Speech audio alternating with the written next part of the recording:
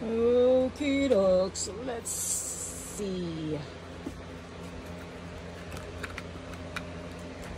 Since walang laman itong taas nito, kundi yung aking water at saka yung aking lemon juice with some other ingredients.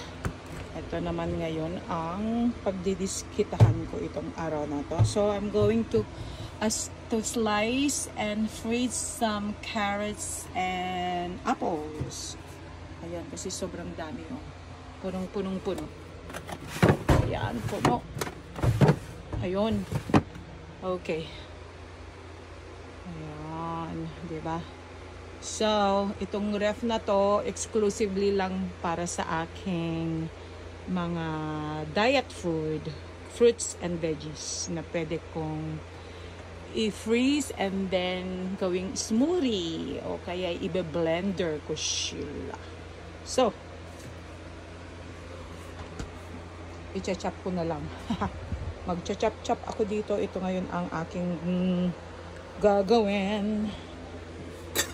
And then, ilalagay ko sila dito sa freezer bag. Sandwich bag, pero freezer bag. Gawin kong freezer bag. Already? Okay, I'm going to cut and freeze some carrots first before yung mga kasi sobrang dami, kailangan i-freezer ko para hindi masira. Ayun, bago ako mag-ano ng mga apples.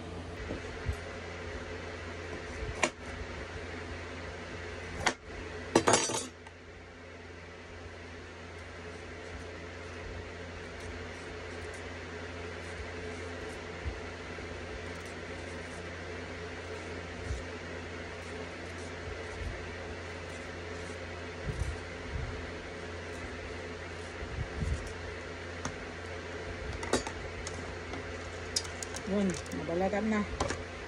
Nabalatan na. Tapos, i-freeze ko, ilagay ko sa sa bag. Sandwich bag. Sandwich bag ang gagawin kong freezer bag.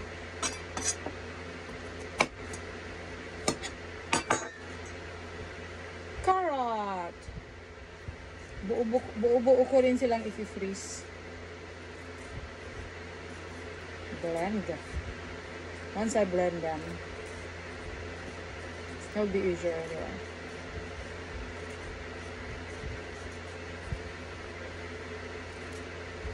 That's why it's okay if they are not being sliced.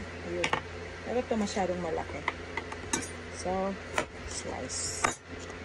There you go! Carrot! Carrot is life. And then after the carrots, I'm going to slice also and peel some apples. Okay, time to put them in the freezer right now.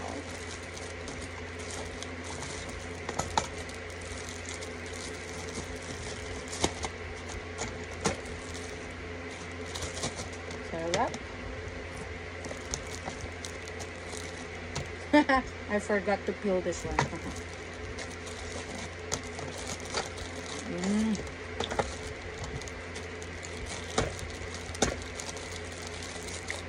Tama lang.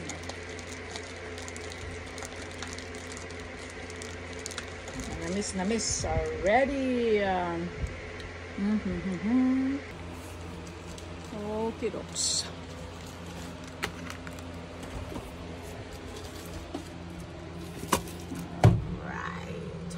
And then I'm gonna do the rest. Alrighty. And I have more. Matrabaho. Stop muna ako. Pahinga muna. Time for a break.